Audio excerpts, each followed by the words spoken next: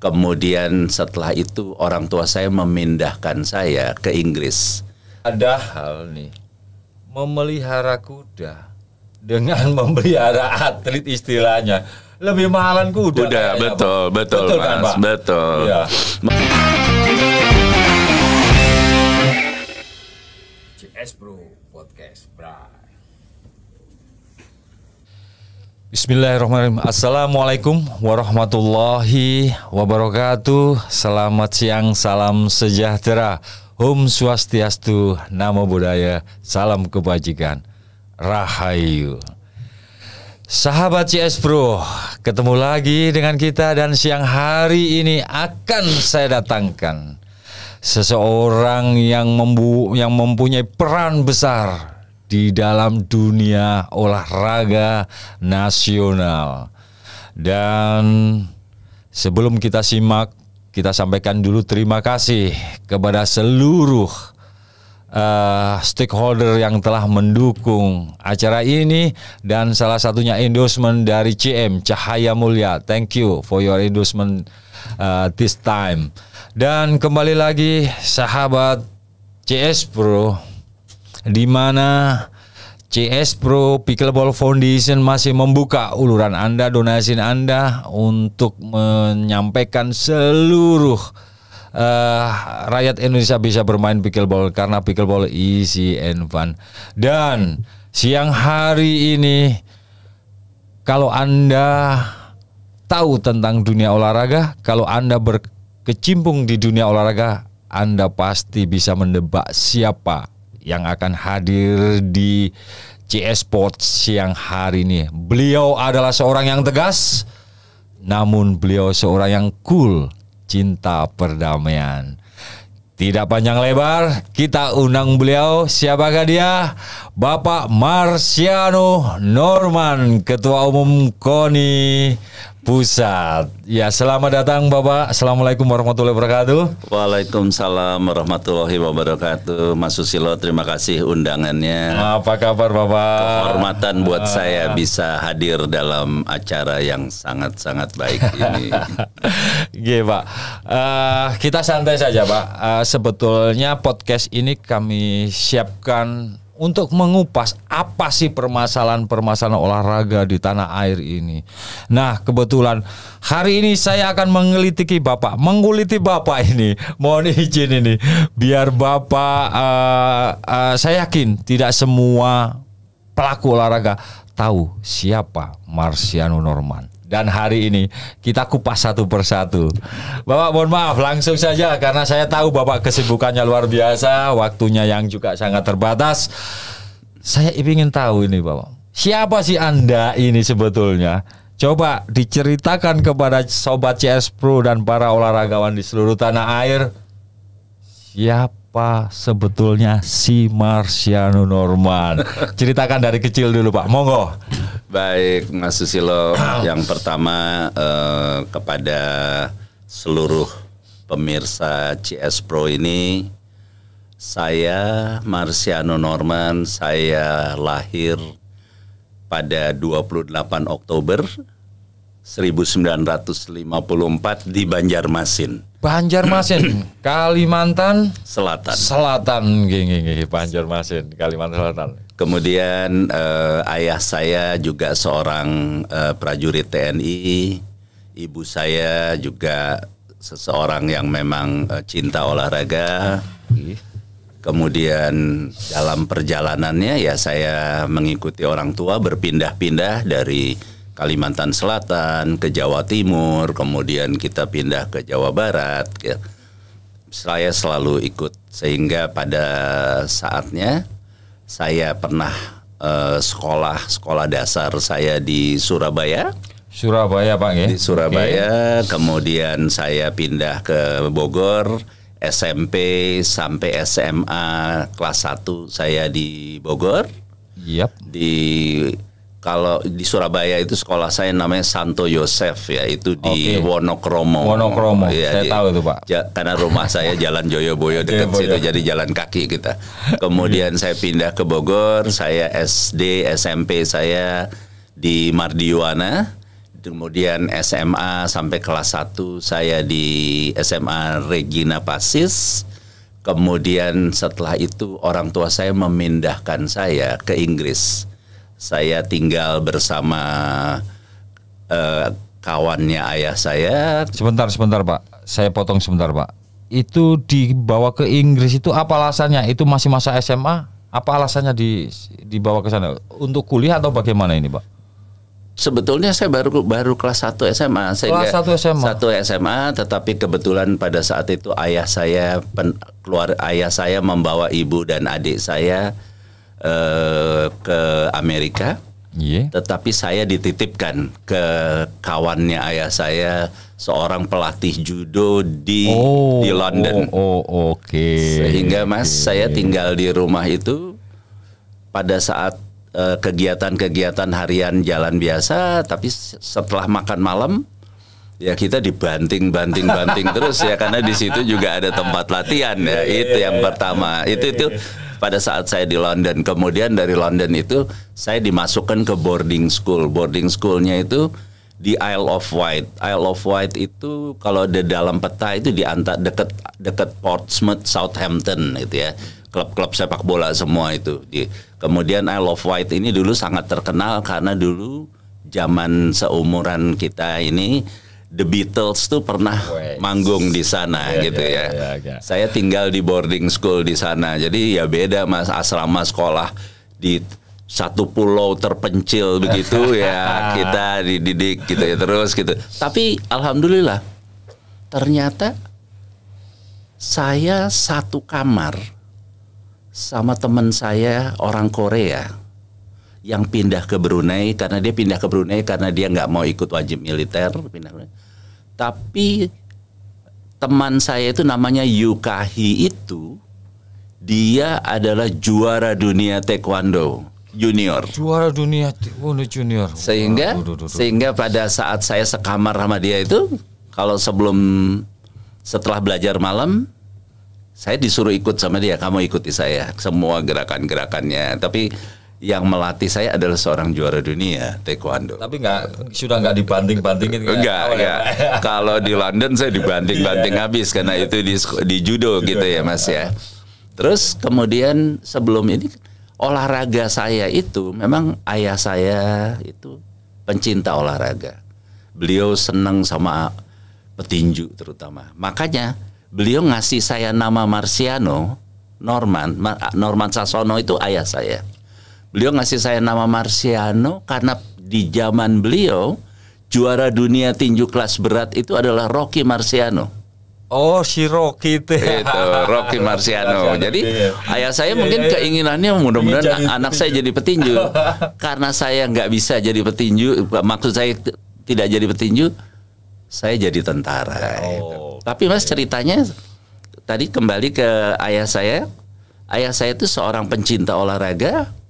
Beliau sampai usia 70 tahun. Beliau yang namanya angkat besi, push up, sit up tidak pernah berhenti. Bahkan konsisten sekali. Beliau meninggalnya pada saat beliau sedang push up.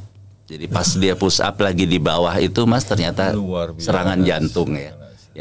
Yang kita tidak tahu. Beliau meninggalnya juga pada saat melakukan hal yang dia sukai gitu ya. Ayah saya juga pencinta olahraga, beliau juga pencinta kuda. Ayah saya itu dulu kuda pacunya 16 ekor.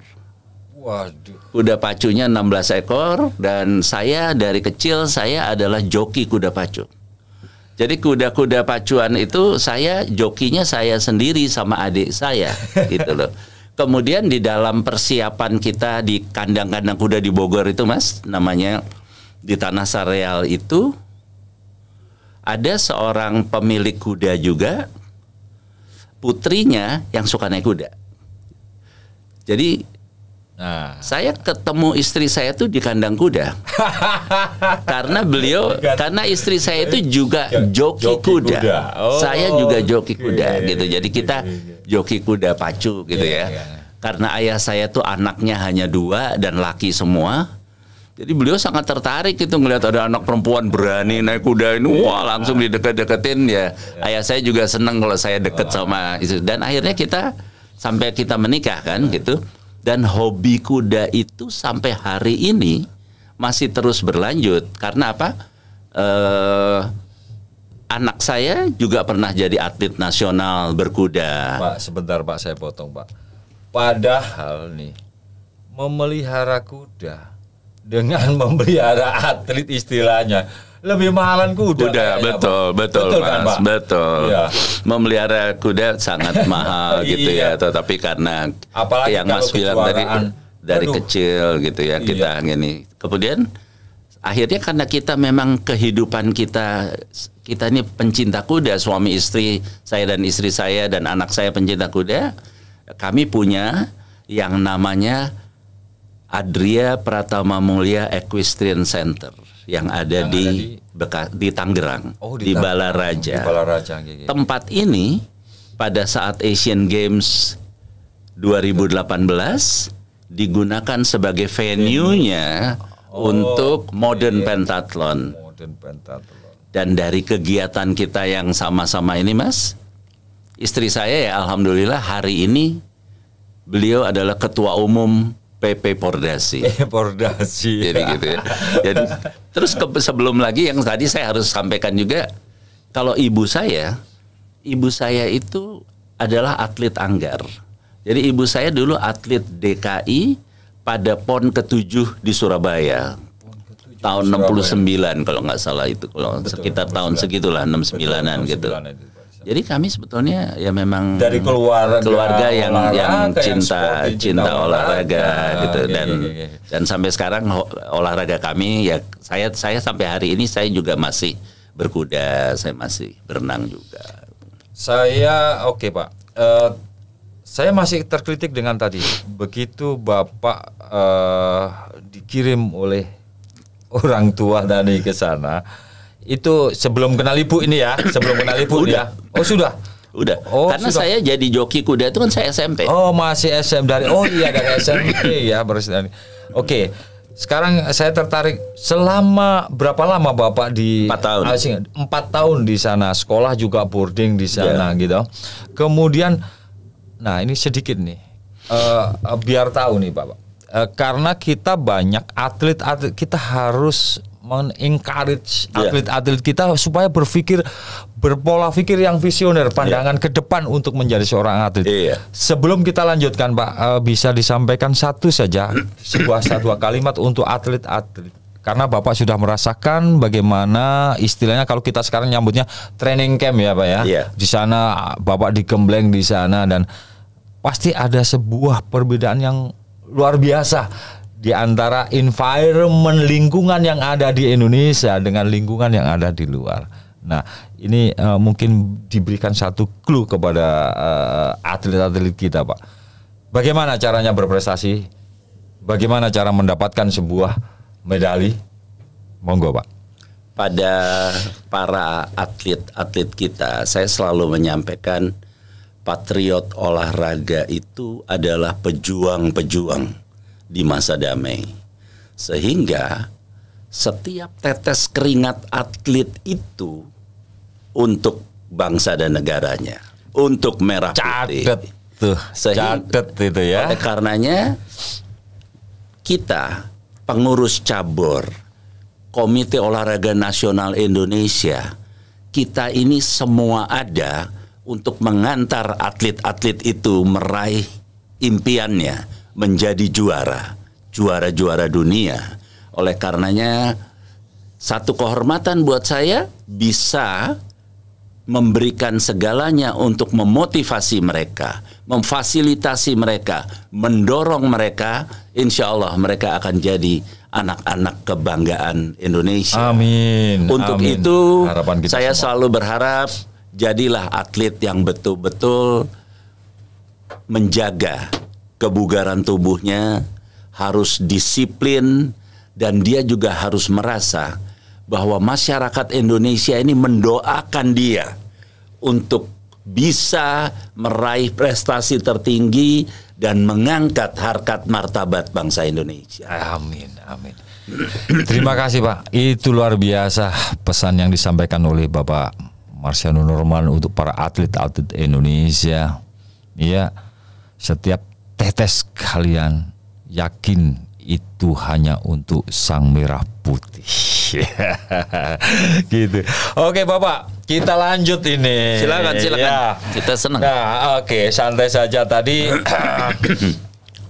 Setelah 4 tahun ini kita tahu teman-teman sobat semuanya bahwa memang seperti yang diceritakan beliau dari keluarga yang hobi berolahraga, kemudian sampai diceritakan sampai 4 tahun dikirim untuk spesial bermain untuk menjadi atlet judo dan kita coba taekwondo, mohon maaf, taekwondo, dan kita ingin tahu nih perjalanannya beliau dari pulang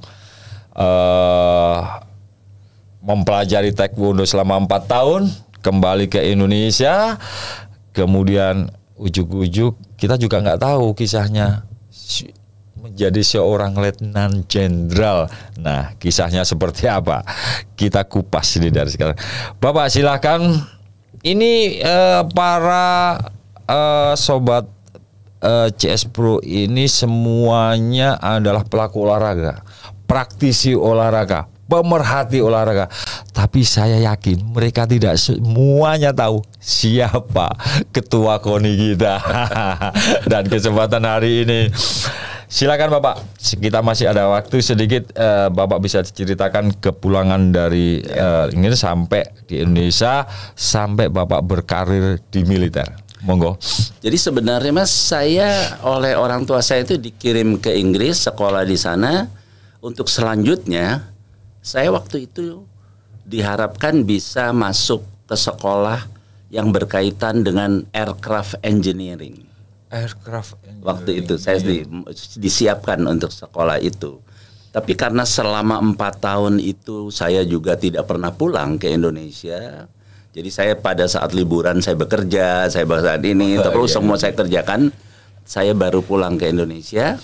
Saya kan di sana di asrama, Mas. Asrama tahu sendirilah kondisinya, asrama jauh dari yang kita bayangkan, gitu kan. Di luar negeri sama. Gitu. Tahu-tahu saya 4 tahun saya pulang ke Jakarta. Saya juga nggak bilang orang tua saya mau pulang, saya pulang karena saya selesai. Terus saya alamat rumah saya kan Pak. Terus dari bandara saya naik taksi, saya cari rumah saya, ternyata kan pada saat itu ayah saya menjabat sebagai kepala staf Kodam Jaya. Oh. Jadi beliau itu orang kedua di Kodam Jaya setelah Panglima. Saya datang, kalau begitu saya sampai ke depan rumah jabatan ayah saya, penjaganya kan tentara semua. Wah, terus ini sangar-sangar gitu. Rumahnya besar banget gitu kan. Terus begitu saya masuk, saya lihat rumah ini, terus kok beda banget ya. Kan saya walaupun saya di Inggris, saya di kampung kan Mas. Saya kembali ke ibu kota negara Indonesia gitu kan, keren gitu. Masuk tuh saya bilang enak banget ya di sini gitu ya. Terus lama-lama tuh Mas saya berpikir gini, gimana caranya saya nggak kembali lagi ke Inggris gitu. Pas saya nggak kembali, saya cari akal gitu, saya nggak kembali gini. Satu hari saya baca koran gitu, itu Akademi Militer Indonesia menerima calon-calon ini kan. Terus saya lihat itu, ini bagus juga. Terus saya bilang gini, mungkin ini kesempatan saya untuk membalas budi baik orang tua saya. Membalas budi baik orang tua itu kan kita nggak mungkin mengganti semua yang dia keluarkan. Yep. Tapi saya ingin masuk, saya ingin ayah ibu saya bangga pada saya. Oleh karena itu, saya tanya sama ayah saya, Pak, boleh nggak saya masuk Akademi Militer? Yang saya lihat Mas wajahnya tuh dia dari dia langsung tertarik, bener kamu masuk tentara, kata dia. Betul, boleh, kata dia, langsung boleh. Langsung beliau telepon semua, nih anak saya mau masuk tentara. Prosesnya sangat cepat dan saya langsung ikut proses seleksi itu gitu Mas. Jadi yang lucu gitu, pada saat ikut proses seleksi kan semua orang kan potong rambut pendek ya. Rambut saya segini. tapi karena mungkin saya anaknya Kasdam, orang nggak ada yang berani negur saya kan waktu itu kan. Tapi terus saya ikuti, itu saya menyesuaikan juga gitu. Tapi kembali tadi, saya masuk tentara itu salah satunya. Saya ingin buat orang tua saya bangga pada saya. Oleh karena itu saya selalu berpesan kepada siapapun, termasuk para atlet-atlet itu, satu hal yang paling bisa kita lakukan di dunia ini adalah membuat orang tua kita bangga pada kita. Oleh karena itu, ya kita juga harus menunjukkan bahwa hasil didik beliau itu ini loh hasilnya. Kalau bukan karena Bapak Ibu, saya nggak akan bisa seperti ini gitu. Itu kan terima kasih kita gitu ya. Sehingga satu saat saya sampaikan, pada saat ayah saya meninggal, saya pakaian dinas, beliau juga mau pemakaman itu, Mas. Saya berdiri tegak di depan jenazahnya, saya hormat sama beliau dan saya sampaikan, terima kasih sudah membesarkan saya, mendidik saya, dan satu hal yang saya harus sampaikan, rasanya saya selama jadi putranya Bapak Ibu, kok saya nggak pernah menderita ya gitu. Saya terima kasih gitu loh, karena beliau luar biasa kan membesarkan saya. Itu ungkapan saya. Sampaikan itu, saya sampaikan di depan jenazah saya. Luar biasa. Oke,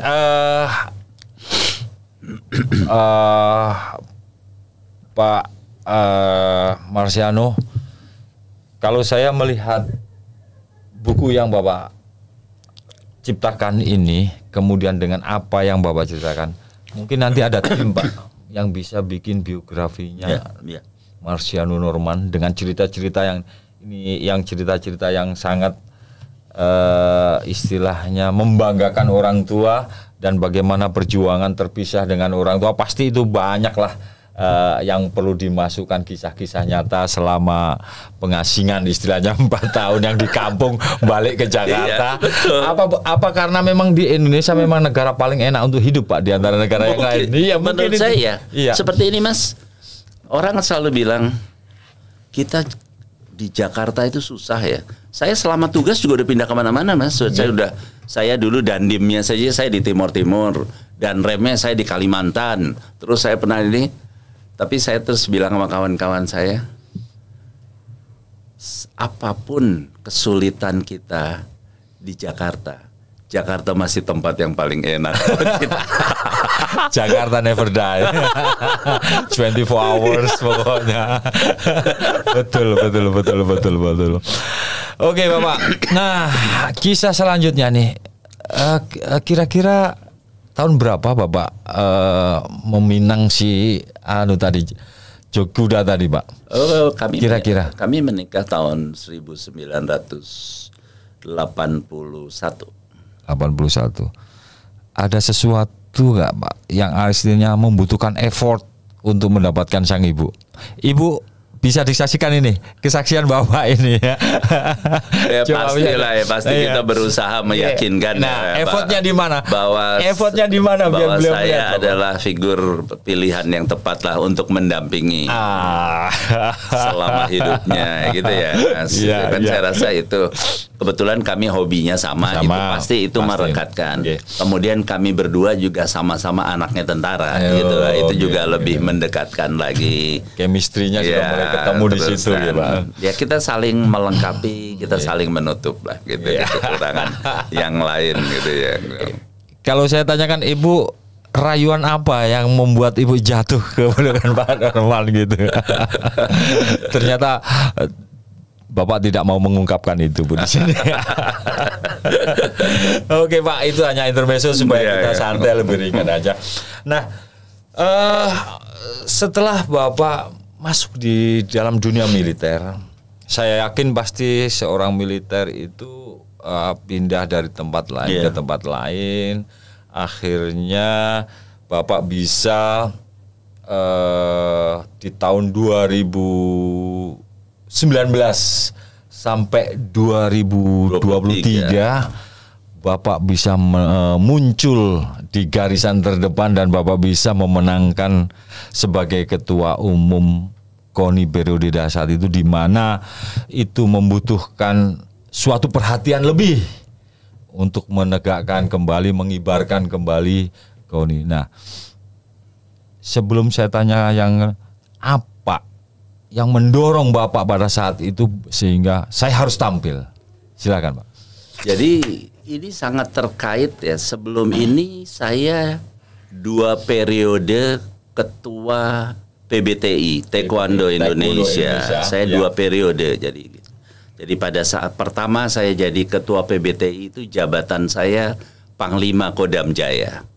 Kemudian dalam perjalanannya saya terus jadi ketua PBTI. Setelah dari Kodam Jaya saya dan Kodiklat saya masih ketua PBTI sampai saya kepala Badan Intelijen Negara, saya tetap ketua umum PBTI. Dalam cabang olahraga itu kan ADART-nya menyampaikan bahwa 2 periode kita tidak bisa dipilih kembali, gitu kan Mas, gitu ya.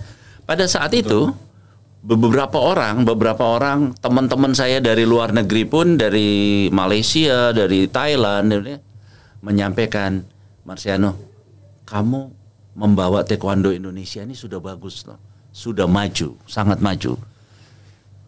Terus kamu kenapa harus berakhir? Saya bilang ADART kita hanya 2 periode, nggak bisa. Terus dia bilang, kenapa kamu tidak rubah ADART-nya? Terus saya bilang, itu bukan saya. Saya bilang, itu bukan saya. Saya tetap mau ikut anggaran dasar, anggaran rumah tangganya. 2 periode saya berakhir. Kemudian setelah itu saya berakhir. Kemudian memang kita kaderkan wakil ketua umum untuk menggantikan saya gitu ya. Terus pada saat saya udah ini proses pemilihan ketua umum PBTI, waketum saya terpilih, kita dorong untuk jadi ketua umum PBTI yang sampai sekarang Letnan Jenderal TNI Tamrin Marzuki, dia ketua umum PBTI. Tapi dia bilang gini, Pak, saya mau jadi ketua PBTI. Tapi Bapak jadi ketua KONI, gitu. Jadi dia gitu. Terus setelah itu kan masih sesaat gitu Mas. Saya dalam tanda petik, saya bukan ketua umum PBTI, saya nggak ngurus yang lain, saya pensiun biasa, saya cuma naik kuda, berenang, naik kuda, itu aja urusan saya. Terus saya pikir gini, kayaknya masih banyak yang saya bisa berikan ya pada bangsa dan negara ini. Saya kok merasa berdosa, saya cuman di rumah menikmati kesenangan-kesenangan saya saja pribadi. Padahal masih ada yang saya bisa berikan pada bangsa dan negara itu, gitu loh Mas. Betul. Kita kan selalu ingat gini loh Mas. Kalau di tentara kan selalu gini. Ada istilah old soldiers never die. Old soldier never die. Atau kita juga selalu mengatakan bahwa pengabdian seorang prajurit itu tidak pernah berakhir. Sampai ajal menjemput kita. Ya, dari situ makanya nggak boleh saya diam aja di rumah gitu. Terus cabang-cabang olahraga itu banyak terus akhirnya meminta saya. Terus kebetulan senior saya yang sebelum saya Bapak Tono Suratman adalah ketua KONI dan beliau juga dengan Pak Warno semua oke. Pak Marsiano ini mau. Jadi semua mereka mengkondisikan sehingga pada saat pemilihan ketua KONI itu calon yang memenuhi syarat bukan cuma saya satu dan saya terpilih secara aklamasi untuk jadi ketua KONI itu dan itu hal yang memang saya sukai dan apapun yang terjadi di KONI itu Mas, saya masuk KONI itu bukan dalam kondisi bagus, kondisi sangat hancur dan ini itu. Tapi kalau saya sedang duduk sendiri, saya bilang gini, mungkin Allah Subhanahu wa Ta'ala tuh memang menugasi saya untuk mengangkat kembali ini yang kapal yang sedang karam ini, gitu loh Mas. Betul. Jadi saya tetap bersemangat. Bahkan saya selalu bilang dalam doa saya, ya kita boleh kan baca itu. Tapi itu yang saya, ya Allah, selama saya masih bermanfaat untuk bangsa dan negara ini, untuk keluarga saya, berilah saya kesehatan, berilah saya umur yang panjang, berilah saya kemampuan untuk terus berkarya untuk bangsa dan negara ini. Tapi satu saat engkau memandang saya sudah tidak bermanfaat, tolong jemputlah saya. Jadi, itu menyentuh sekali. Jadi itu yang saya selalu katakan itu. Jadi saya usia saya sekarang 68 tahun. Tetapi umur itu kan hanya angka. Sepanjang kita masih punya semangat, kita punya tenaga, kita punya pemikiran yang jernih, dan kita selalu mendedikasikan waktu, tenaga, dan pikiran kita untuk merah putih, untuk Indonesia, akan saya kerjakan segala-galanya. Oke. Untuk merah putih, untuk Indonesia akan kita kerjakan segala-galanya. Itulah Marciano Norman. Catat. Oke. Baik Bapak. Selama periode kita lihat 2019 pemilihan, 2020 dihantam Covid, 2021, 2022. Tapi saya mencatat ini, ada beberapa terobosan ini. Bapak mencoba menerobos secara ini, pekan olahraga, bla bla bla bla bla. Bisa disampaikan di sini, Pak. Sebentar, Bapak. Begitu cerdasnya serangan bertubi-tubi dengan kondisi yang sangat luar biasa terpuruknya KONI pada saat itu. Masih tersentil sebuah kreativitas, masih berinovasi, memunculkan sebuah ide dan karya. Silakan Bapak untuk disampaikan. Pada periode 2019-2023, KONI dalam kondisi seperti itu, tetapi KONI punya tugas yang sangat besar, yaitu mempersiapkan Pekan Olahraga Nasional ke-20 tahun 2021 di Papua. Betul. Pada saat itu, Mas Susilo, kita sedang dalam masa pandemi COVID-19. Kemudian dinamika keamanan di Papua itu naik turun terus, gitu kan? Betul sekali. Sehingga dalam proses-proses persiapannya dan lain sebagainya, saya beberapa kali mengikuti rapat terbatas yang dipimpin oleh Bapak Presiden. Kelihatan bahwa beliau sangat menginginkan event ini harus jalan. Dan kita semua bekerja keras untuk supaya itu semua bisa jalan dengan baik. Sehingga saya bersyukur saya adalah mantan kepala Badan Intelijen Negara. Sehingga di dalam persiapan itu saya juga mendapatkan dukungan yang penuh. Pertama dari TNI, dari Polri, dari Badan Intelijen Negara, dari pemerintah daerah. Masyarakat kontingen-kontingen daerah sempat takut untuk datang ke Papua dengan bagaimana Bapak ini COVID di sana setiap hari ada yang meninggal dan kan. Tapi saya bilang kita terus berupaya karena dukungan dari semua pihak tadi. Alhamdulillah itu berjalan dan kita harus bersyukur pada Allah Subhanahu wa taala selama Pekan Olahraga Nasional berjalan di Papua. Tidak ada satu letusan pun yang meledak. Tidak ada satu korban pun. Mengapa? Karena pertama, rakyat Papua, saudara-saudara kita di Papua, mereka ingin menjadi tuan rumah yang baik. Mereka ingin menyambut saudara-saudaranya dari seluruh pelosok tanah air. Silakan datang ke Papua, saya menjaga Anda, gitu ya.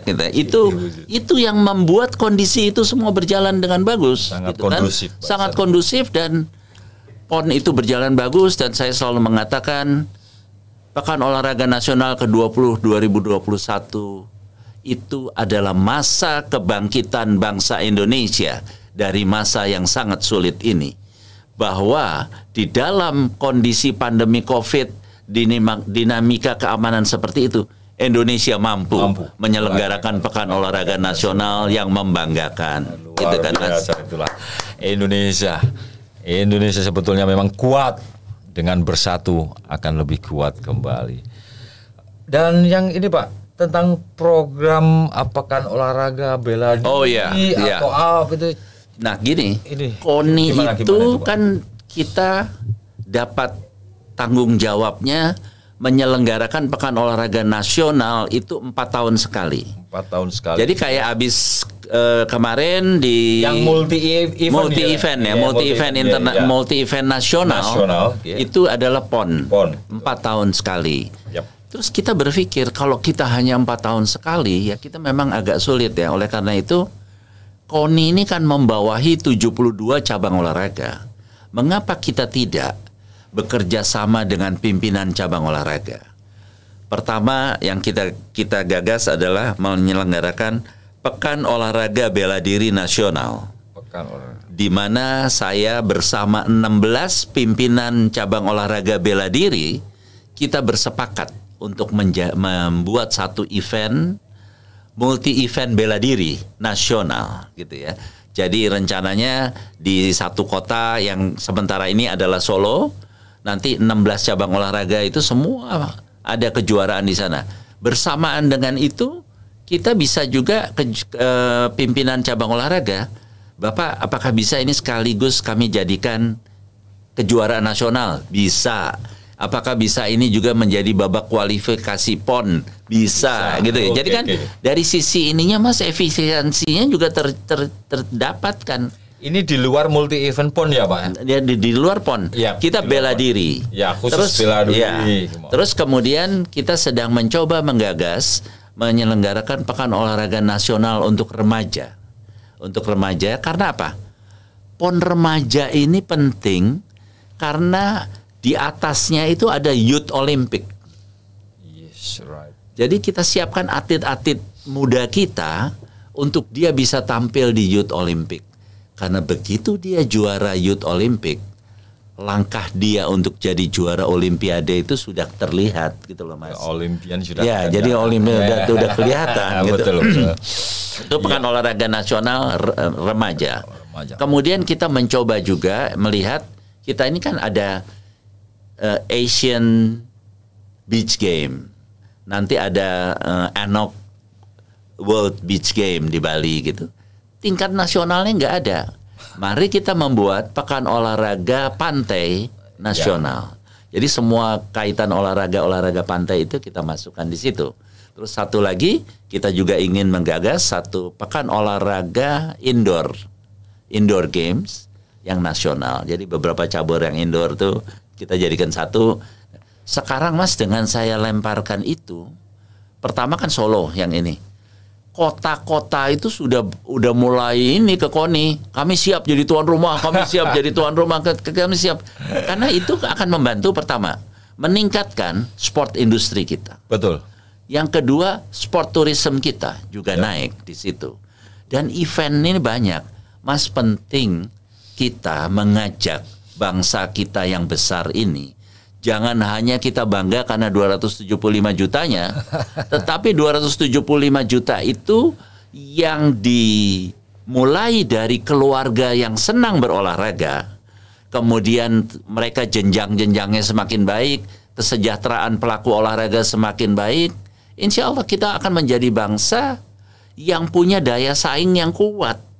Karena bangsa Indonesia ini kalau orang per orangnya punya daya saing yang kuat, kita tidak besar dalam jumlah orangnya, tidak luas dalam wilayah teritorinya, tetapi orang per orang kita memang kita siap menghadapi tantangan-tantangan di masa depan. Gitu ya, Mas. Oke, Bapak. Tadi Pak, ini masih mengkritik saya ini. Bapak mencetuskan program-program yang telah disampaikan tadi. Ini kan perlu fulus, Pak. Betul. Nah, bagaimana fulus pembiayaannya dari program-program ini tadi, Pak? Apakah supporting by government lokal atau dari KONI? Gini, Mas. Saya begitu masuk jadi ketua KONI, salah satu yang saya ingin angkat, saya punya tekad KONI menuju kemandiriannya. Kita bertahap juga harus berupaya maksimal. Saya ngajak Mas di cabur pickleball, terus di yang cabang-cabang olahraga. Kita juga harus berupaya berinovasi, membuat event-event banyak supaya kita juga bisa dapat hidup dari Betul. situ. Yang kedua, kita juga harus menyampaikan kepada sponsor potensial Harus kita, bisa meyakinkan sponsor potensial kita bahwa Anda bekerja sama dengan kita, Anda untung, saya untung. Bukan hanya saya yang untung, Anda rugi, tapi tidak. Bahwa kerjasama dengan cabang olahraga, mengelola event yang terkelola baik, insya Allah perusahaan Anda juga semakin besar dan olahraga kita juga hidup gitu loh Mas. Betul. Saya ingin mengajak teman-teman saya yang ada di cabang olahraga, di KONI provinsi. Jangan kita selalu terkesan kemanapun kita ketok pintu, tangan kita tuh di bawah. Satu hari kita harus ketok pintu, tangan kita di atas. Kita datang, kita kasih, kita kasih, gitu loh Mas. Betul. Orang di luar negeri bisa hidup kaya raya karena mengelola olahraga. Mengapa kita tidak bisa? Saya selalu bilang sama teman-teman saya di KONI sampai bosan bener. KONI ini ibaratnya tikus mati di lumbung padi. Kalau itu terjadi, betapa orang bisa melihat betapa kualitas orang-orang yang ada di KONI ini rendah sekali. Saya bilang gitu sama mereka, gitu loh Mas. Oke. Nah, berhubungan dengan itu nih Pak. Kemarin saya pertama kali mengikuti Rakernas KONI. Iya. Ya karena saya kandidat pickleball, menjadi kandidat anggota KONI, dan itu harapan pickleball lover seluruh Indonesia. Kita sampai terbelalak itu Pak, setelah laporan disampaikan bahwa KONI swadaya, pengurusnya sendiri, mengurusin sendiri sekian M gitu. Bagi saya itu bukan suatu hal yang kecil. Tapi kenapa seorang Marciano Norman mau dan masih semangat untuk mengurus ini dengan nilai sebesar itu, Pak? Saya tidak menyebutkan angkanya, kurang lebihnya ya pokoknya segitu. Bapak lebih tahu sendiri. Apa alasannya itu, Pak? Alasannya tadi, sekali kita bertekad masuk ke dalam KONI itu, saya masuk ke KONI itu, saya harus bisa mengangkat KONI itu dan meletakkan pada tempat yang seharusnya di mana KONI itu berada. Oleh karenanya, Mas, apapun saya kerjakan. Jadi dengan tanpa dukungan pemerintah beberapa saat, kemudian alhamdulillah Pak Jainuddin Amali pada akhirnya memberikan dukungan pada kami. Tapi dukungan itu sekedar untuk kita bisa berjalan dulu. Tapi makin hari saya yakin kita kan harus mengembalikan kepercayaan publik dan kepercayaan pemerintah kepada KONI. Iya. Itu kita harus kerja keras tuh. Pada saat kepercayaan itu sudah kembali, itu semua akan berjalan dengan baik. Demikian pula kalau KONI Pusat dengan cabur-cabur yang menjadi anggotanya, kita bisa menggelar event-event yang besar, yang bagus, yang menarik. Sponsor-sponsor semua akan datang ke kita. Karena dengan dia datang ke kita, dia juga berpartisipasi dalam membesarkan atau meningkatkan prestasi olahraga Indonesia. Dan dia juga secara hitung-hitungan bisnisnya pun dia juga untung. Betul. Karena seluruh masyarakat Indonesia ini akan memberikan dukungan kepada dia, gitu loh Mas. Tadi masih ingat saya statement Bapak. Ternyata ini saya bisa mengambil kesimpulan, bicara olahraga adalah bicara merah putih. Merah putih.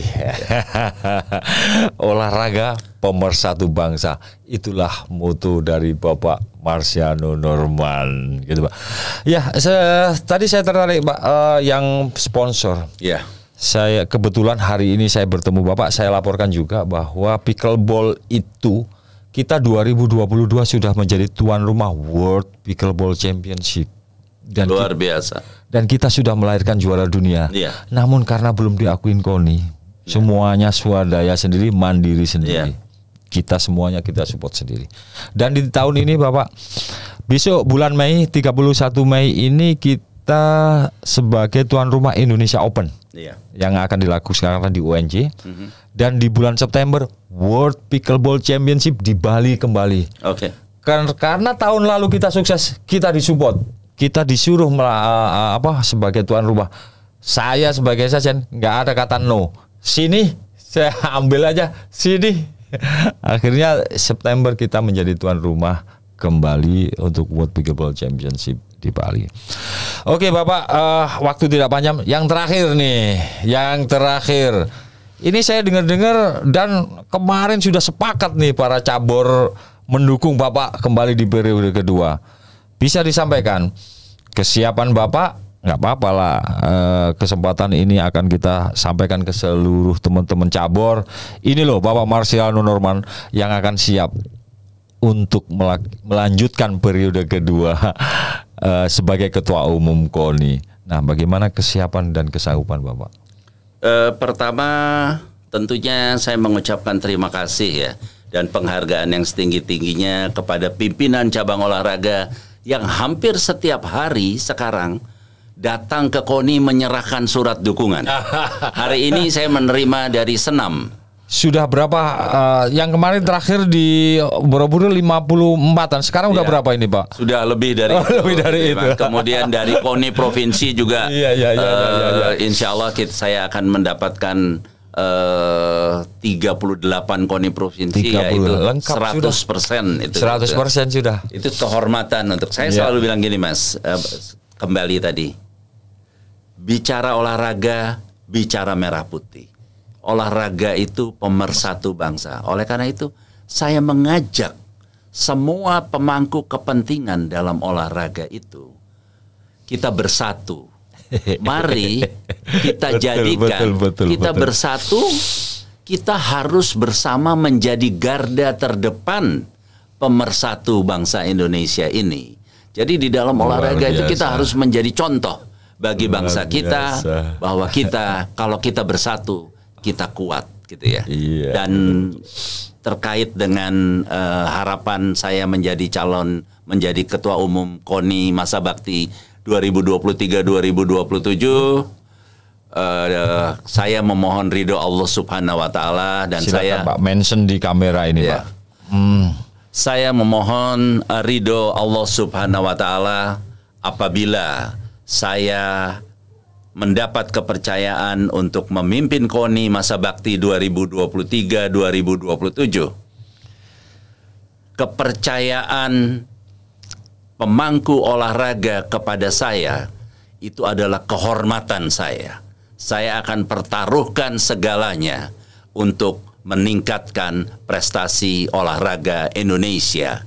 Sebagai seorang prajurit, pengabdian seorang prajurit tidak pernah berakhir sampai ajal menjemputnya, atau dengan kata lain, old soldiers never die. Nah, itu saya berikan segalanya untuk bangsa Indonesia. Yes, itulah kita kasih aplaus buat Bapak Marciano Norman, luar biasa semangatnya. Old soldiers never die, itu prinsipnya. Oke, tidak terasa sudah hampir 60 menit kita bincang-bincang santai, Pak. Kita akan lanjutkan di pertemuan yang akan berikutnya kalau Bapak punya waktu. Boleh. Karena masih banyak yang sebetulnya masih kurius saya dengan Anda itu. Saya masih kurius sebetulnya dengan Anda, tapi karena waktu yang membatasi kita. Oke, sahabat CS Pro, hari ini dan inilah tadi. Dan teman-teman, saya sampaikan ini, saya beranikan diri kalau ingin membaca, ingin tahu tentang sedikit. Ini sedikit, ini saya bilang sedikit karena saya sudah baca, tidak sedetail yang baru disampaikan tentang siapa beliau dan apa yang sudah dikerjakan selama 4 tahun ini sebagai ketua umum KONI. Beliau sudah menerbitkan sebuah buku. Tapi sayang Pak, belum masuk ISBN-nya, belum nongol ini Pak. Segera bisa diselesaikan. Biar lebih bagus nanti ISBN-nya dan bisa dijadikan sebagai sebuah referensi.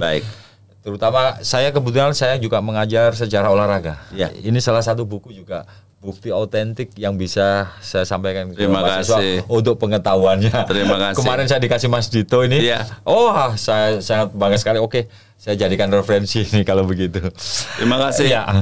Ya, teman-teman sahabat CS Pro, jangan lupa kita CS Pro Pickleball Foundation masih memberikan kesempatan. Mungkin Bapak juga bisa memberikan sedikit donation ke CS Pro bisa. Foundation. Nanti Dengan senang hati. Alhamdulillah, terima kasih. Bisa nanti di rekening ini, Pak. Iya. Kita CS Pro dengan Jakarta Pickleball Association dengan IPF Indonesia Pickleball Federation membuat sebuah foundation yang tujuannya mengumpulkan semua dana, kita belikan alat, kita bagikan dari Sabang sampai Merauke. Alhamdulillah. Itu jalan kita satu-satunya. Satu pesan. Monggo. Kita baru saja atas perintah Bapak Presiden juga bahwa nanti di dalam Pekan Olahraga Nasional ke-21 Aceh Sumatera Utara itu harus diikuti oleh 38 provinsi, yaitu 4 daerah otonomi baru, yaitu Papua Barat Daya, Papua Tengah, Papua Pegunungan, dan Papua Selatan. Pada kesempatan ini saya berharap bahwa pickleball juga segera membangun pengprofnya di 4 provinsi baru. Siap Bapak, kami Pengprov sudah 28 provinsi. Dan insya Allah habis lebaran saya ke Sumut, Sumatera Utara, ke Medan untuk mengkondisikan lapangan yang dipersiapkan untuk eksebisi PON. Baik. Dan luar biasa sambutan, 28 provinsi sudah siap dan ditambah 4 provinsi dari Papua. Ya. Kemarin sudah ketemu, langsung kita tukar-tukar nomornya pun langsung. Bagus. Oke, langsung Baik. kita bergerilya. Baik, Mas. Terima kasih informasinya. Catat teman-teman semua sobat, kita akan berjumpa di Medan untuk mengikuti eksebisi PON. Ya. Kembali lagi saya ucapkan terima kasih yang sangat besar saya sampaikan ke Bapak Marsiano Norman di sela-sela kesibukannya dengan menerima undangan kami dan bisa menyampaikan. Dan kembali lagi akan kita coba catat Pak, kita rinci lagi untuk biografi. Mungkin suatu saat ada yang nanya tentang iya, boleh Mas. Dan saya juga punya, nanti kita bicara punya ide-ide kalau Bapak periode ke depannya secara knowledge, karena kita masih selalu terlambat dengan LTED-nya Pak. Long Term Athlete Development ini yang belum terbangun di semua cabur. Dan di CS Pro Podcast ini akan kita kupas ini. Akan kita datangkan ini para ahli-ahli untuk LTED, kemudian periodisasi dan sebagainya dari seluruh cabur. Baik. Kita di sini tempatnya sharing, bukan kita di sini saling mencela, bukan saling sok tahu, tapi semangat membangun bersama. Harus Sharing and caring bersama-sama untuk membangun olahraga Indonesia. Terima kasih Sobat CS Pro. Sampai jumpa, sampai ketemu di podcast berikutnya. Podcast CS Pro, bye.